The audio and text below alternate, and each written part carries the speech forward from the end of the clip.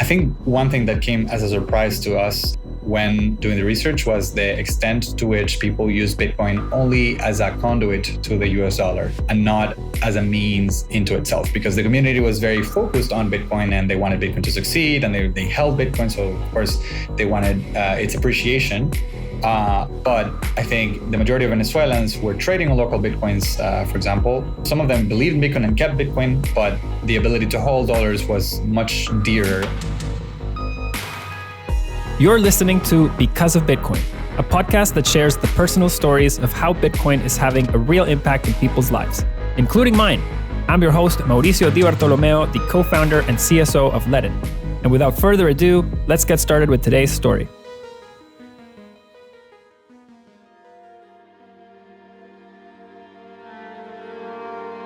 There's a reason that Venezuela ranks at the top of most crypto adoption charts, and that is because our local money is broken.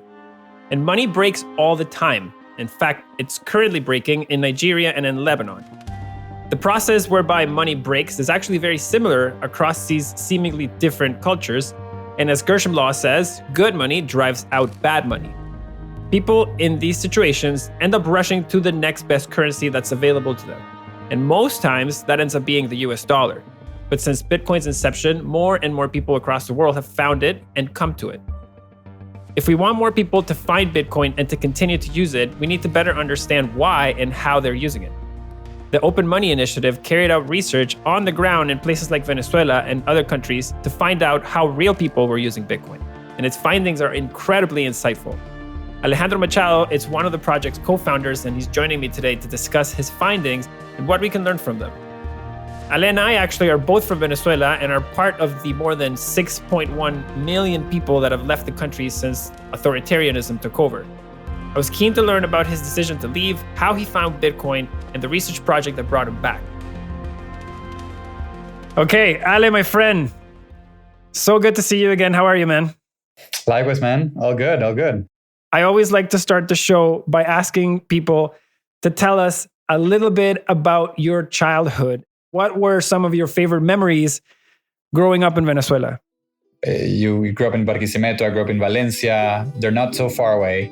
So I think what I most remember from my childhood is always being involved in communities, be it the school that I went to or the family that I grew up in that was big, and we, like the extended family, usually got together for parrillas, which is barbecues. My grandpa would be kind of the captain of the parrillas, and then we would all meet at his place. The fact that the collapse of Venezuela was not something that we anticipated. Like we did leave Venezuela in 2011, which was relatively early compared to like the last wave of migration that happened, that actually made Venezuela into one of the top countries where people migrate from. All we could plan for, dream about was staying in Venezuela. No one really wanted to leave. Some of my uncles left for school, like they went to grad school or they did some MBA program here or there, but then they always wanted to come back, and they did. We never really expected to leave until things started getting really, really tough. It's very unfortunate. I think people lose sight on how little Venezuelans ever thought about migration. When we left to go to Miami, we were so young, my brothers and I, that my parents didn't even tell us we were moving. They told us we were going to spend the summer. And this was actually, we went in 99, which was right after Chavez took office. But I distinctly remember the conversations around my school, the conversations around my family around the time when Chavez took power. Do you remember that period of time? Like, did that have any impact in your family or your personal life?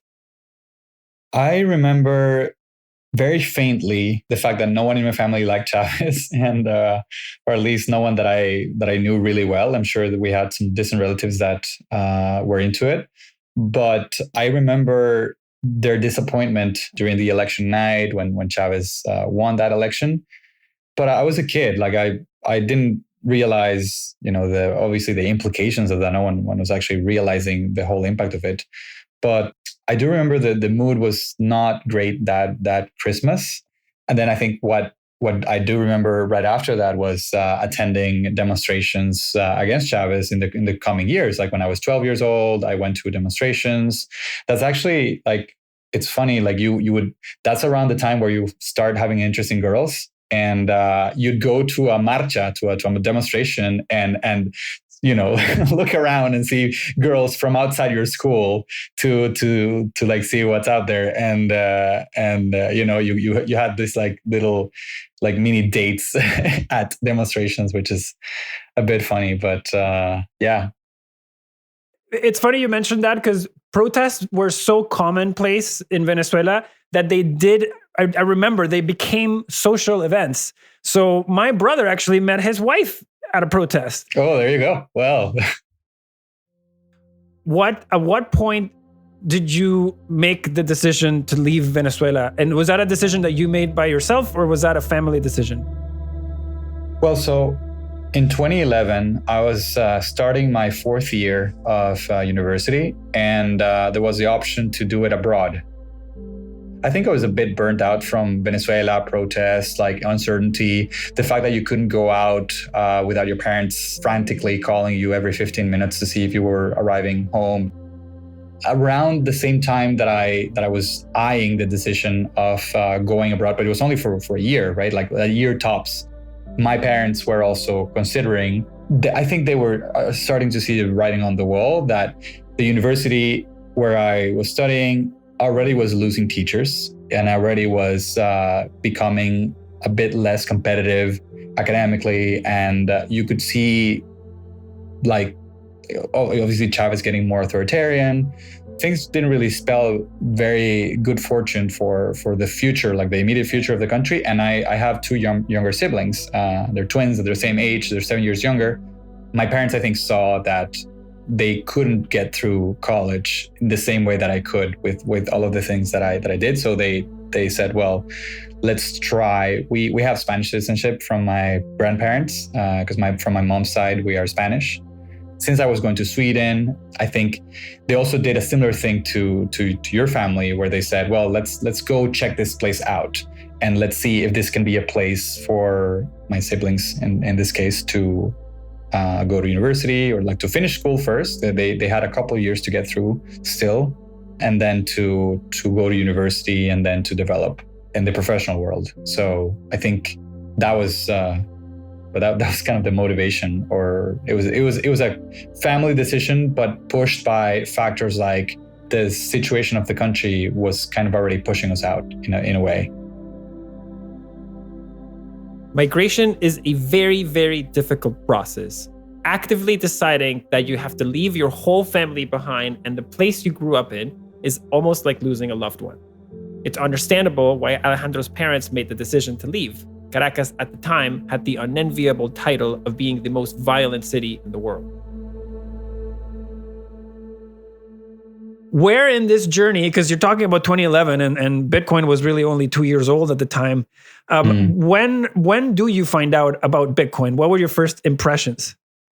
So I also have this faint memory of reading about Bitcoin on Hacker News. I studied computer science, and of course, I was very much into Hacker News. I was reading a timeline from like a Twitter account that summarized and gave the highlights of the most highly rated or the most highly commented articles, and I think I saw the white paper then. Didn't think much of it at the time. I was involved in artificial intelligence. I think maybe around 2016 or 2017, I started to get more interested, because I think we had already seen very high inflation in that period. Venezuela's currency became very quickly devalued. I think what struck me was I already knew that like Bitcoin was a thing. Like I knew that you could hold money electronically and not have a bank account, right? Like if you own a computer, if you have a piece of hardware that has a processor and has a memory and is connected to the internet, then you can have this asset that you can transfer to other people, and there is a market for this asset. I never really made the connection between this ability and the conditions that we were in, or that Venezuela was in. The fact that we like everyone was craving for the US dollar, but they had no way to access accounts abroad, like most of the people, right? Like some people had accounts elsewhere, but I think when I made the connection, and this was around 2016 or 2017, that there's this thing that anyone with a computer can have and it can transfer, and nobody can deny you the ability to do that as long as you still have that piece of hardware and that internet connectivity. And the fact that the money that is operational in your country does not work, then of course it would follow that if you could only get a lot of people in the country to use this electronic thing that, has better properties than the local money that was kind of imposed on you, or that you happily used until very recently, but now it's become worthless, then, why wouldn't you switch, right? Like, and I think that became a bit of an open question in my mind. What was it that made it click for you? At this point, I think you were abroad. You were no longer in Venezuela when you're reading about Bitcoin. What was the sort of connection that made you tick? You did work shortly after on the Open Money Initiative, which is, I think, around the time where you and I connected. So can you talk a little bit about what was that journey like to kind of connecting those dots and deciding to do this work and focus back in Venezuela? Yeah, so even though I lived abroad, I wanted to keep connected to Venezuela somehow. And I found in the Caracas Chronicles community kind of a place to do that, to be able to talk about Venezuela in English, because I wanted to tell my friends about it, and I wanted to connect the world that I was living in, which is working in English, living in English, with my past. And I wanted to show, what to a foreign audience, what Venezuela was like, and to tell stories of Venezuela by Venezuelans. So I did write a few articles with the Caracas Chronicles team.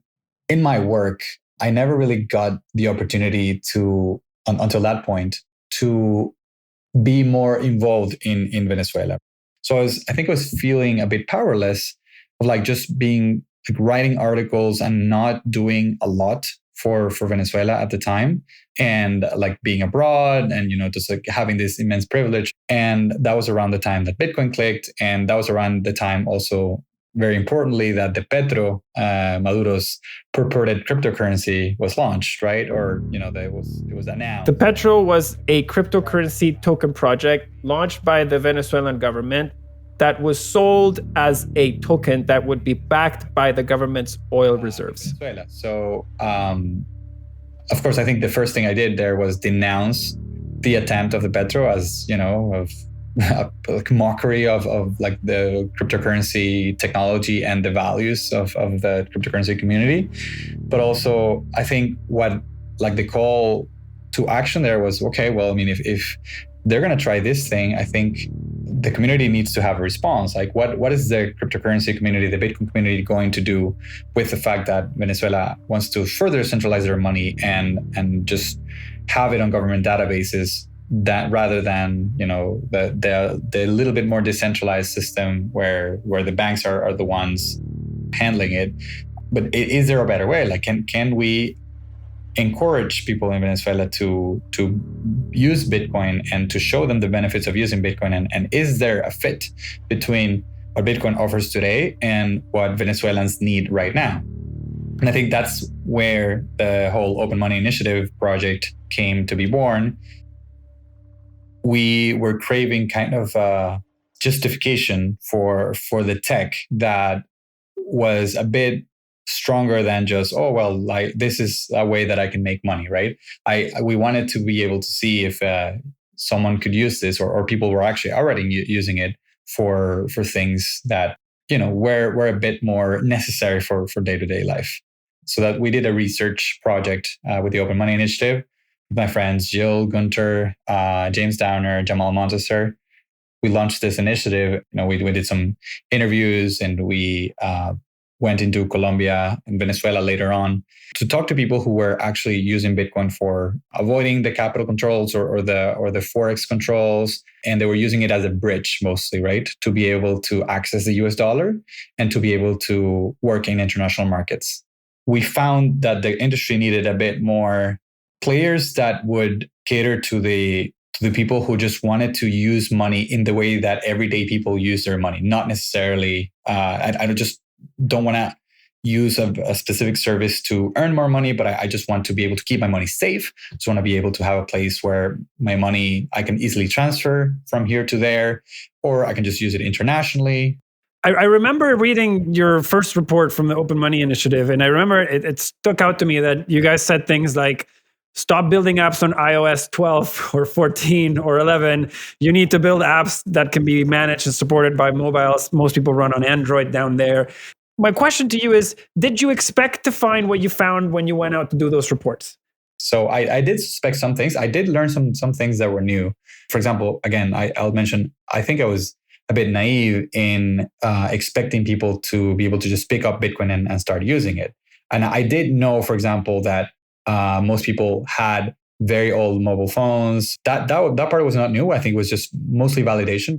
I think one thing that came as a surprise to us and to me in particular when doing the research was the extent to which people use Bitcoin only as a conduit to the US dollar and not as a means into itself, because the community was very focused on Bitcoin and they wanted Bitcoin to succeed and they held Bitcoin. So of course they wanted its appreciation. But I think the majority of Venezuelans who were trading on local Bitcoins, for example, I think they saw this opportunity and some of them believed in Bitcoin and kept Bitcoin, but the ability to hold dollars was much dearer. What stood out to me the most when I was reading the Open Money Initiative report was the degree of diversity among the people that were adopting Bitcoin in Venezuela. It was around this time when I was connected to Alejandro by our common friend, Alex Gladstein. He's the Chief Strategy Officer of the Human Rights Foundation and was guest number 1 of this podcast. And coincidentally, Alejandro happened to be doing research in Carora, which is where my mom's from. What do you think, based on the work that you've done, are the biggest barriers to crypto adoption in Latin America? And this includes both stablecoins and Bitcoin. Well, I think lack of knowledge that this is a possibility, I think is maybe the biggest barrier. There seem to be a lot more people who are banked and who are familiar with the banking world and are willing to use banking products than people who are banks don't work for me, so I'm going to use this alternative instead. I think we still have to bridge that gap, and we still have to show people that a bank may not be as trustworthy as they say they are, or as they have proven not to be. Well, the fact that there's this other company that follows these, set of guarantees and these rules, like for example, your proof of reserves, the way that you show, like that you build trust with your customers, not being a bank, being just a trustworthy foreign company that someone in Venezuela might find a lot more appealing than putting their money in a local Venezuelan bank, even though it's called a bank and it's regulated by authorities locally, which you would think would mean more security. I think it's trite to say like, oh, we need more education, but we do, but we, I think more than anything, need products that prove to be resilient and prove to be really good and better than local alternatives in times of crisis. And I think with every crisis, now in Lebanon, for example, I'm sure that a lot of people are discovering value in keeping accounts abroad and keeping accounts in crypto companies and in crypto itself, like in the protocols themselves. So I think we still have a long way to go. Do you think that the issues we're experiencing in Latin America can be fixed by a creation of better money technology or better privacy technology? Or do you think this is simply a lack of education that doesn't allow for the understanding of the value of these technologies? It's a very difficult question because one fact is that most Latin Americans believe the dollar is stronger than their national currencies. And I think believe it for good reason, historically, by experience. Or there might be a lot of value in the government being able to issue its own currency if it were adequately managed. But I think if you can advertise and successfully manage a company and a product that gives people access to US dollars in Latin America, which is, again, what most people want. So if you, as a company, create that path, right, for moving from national currency to the dollar, and then you also have paths to go to other assets like Bitcoin. As people start learning about this and making up their own minds about it, they will traverse the paths themselves. I don't believe in like preaching to people about Bitcoin too much. I very much believe in, like you said, in creating products that solve a specific need, a specific desire, which is, okay, I want to be able to access US dollars. Being the trustworthy partner that the bank that is well managed should be, like the bank that is that's supposed, like in the public imagination, the bank is something that keeps your money safe. It's a partner for you to like it issues you a loan and you can build a business, or you can buy a car, or you can buy an apartment. And in many cases that desire or that expectation of what the bank is fulfilled, and especially in countries like the US and Canada and so on. But in many other places, it's not. And if you, again, as a foreign-born company, but that is looking to serve people in different countries in Latin America, and you understand them very well as you do coming from there, yeah, just I think we're just going to see more people interested in this other model of like, okay, instead of putting my money in a local bank, I'd rather trust Ledden with my money, or I'd rather trust my own wallet with the money, because I want to keep it in Bitcoin and I want to keep it myself. So now there's a lot more choice, and that's great. No, absolutely. And one of the funnest things about this business is to hear from people things like, hey, you're the first dollar loan I've ever been approved for. Hey, you're the first place I've ever been able to store dollars and earn interest. Before you, I was using cash and I couldn't pay anything online, etc. Those are, to me, the most fulfilling parts of this business. And I want to talk to you about what you do today, because you also work in one of the coolest companies in Bitcoin. And I would love for you to tell me a little bit about what BitRefill is and what you are trying to achieve. Absolutely. So BitRefill is a product that I've loved since 2017 or so, when I was like starting to get into Bitcoin, because it enabled me to send phone top-ups to distant cousins and people in Venezuela. Since then, we have improved our offering quite significantly. Like, we offer gift cards, we've offered bill payments in some countries, and we are looking to offer more financial products nowadays, or more products that enable you to live on crypto. And there's multiple approaches to that. Maybe you can convince merchants locally to accept Bitcoin directly. So you pay BitRefill in this case, and we take care of that bill, or we take care of that like balance top up. So it's very exciting. Right now we're expanding the product line, as I said, bill payments to other countries, and perhaps other new surprises that are coming up. That's very exciting. I recommend people check it out. They're one of the OG Bitcoin companies, and they're filled with great people. How do you see Bitcoin changing the lives of people in Venezuela in the next 3 to 5 years? The alternative economy that is not going through the banking system is going to keep growing. Banks have a really hard time in Venezuela issuing credits in dollars, or providing basic services that people want, because of the impasse between the United States and Venezuela. Having alternatives, as I mentioned earlier, is a good thing. And Bitcoin is a part of those alternatives. So right now, if I want to pay for services in Venezuela, I have the option to use BitRefill and top up phone numbers. If I want to send something and I can use an Amazon account in the US and send something via courier to Venezuela, I can also do that. People still have this need of being able to use electronic money while not formally approved by someone outside. Like, if you want to open a traditional Bank of America account as a Venezuelan, it's very hard for you to do so. But if you want to open a Ledden account, or if you want to open a cryptocurrency wallet, a Bitcoin wallet, way easier to do so. So I think as people realize that this is an alternative that they can use, that is trustworthy, and that it ties into the way that they can make purchases, then I think people are going to just see more value in it. And I think it's going to continue growing with Bitcoin and with stablecoins. Where can our guests find more about your work? Twitter.com/ALEGW. That's where I sometimes tweet. Also, I'm going to a few conferences this year, crypto related. Yeah, you can write me an email at alejandro@bitrefill.com if you think that you have a useful service to provide that we could partner in, just hit me up at any of those locations. Thank you so much, Ale. It's been a pleasure and a privilege, and I hope to see you again very soon. Likewise, it's been a pleasure. Ale mentioned that we all hang out in bubbles, which unfortunately can lead us to groupthink and to assume that most people stick to a stereotype. Reality is much more nuanced, however, and that's why we need research.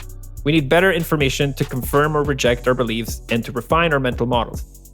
It's one of the reasons why I wanted to start this podcast. I wanted to learn and share how people use Bitcoin in ways that are simply not discussed in mainstream media. Through Alejandro's research in Venezuela, I learned that many more people than I expected were using Bitcoin, and they were using it in ways that were even surprising to me, who was there. Over time, projects like the Open Money Initiative will help us better understand how people are using this technology to solve their own problems, and this will ultimately help us build better products. I believe that better research is needed and will help us learn how we can amplify Bitcoin's positive impact in the world.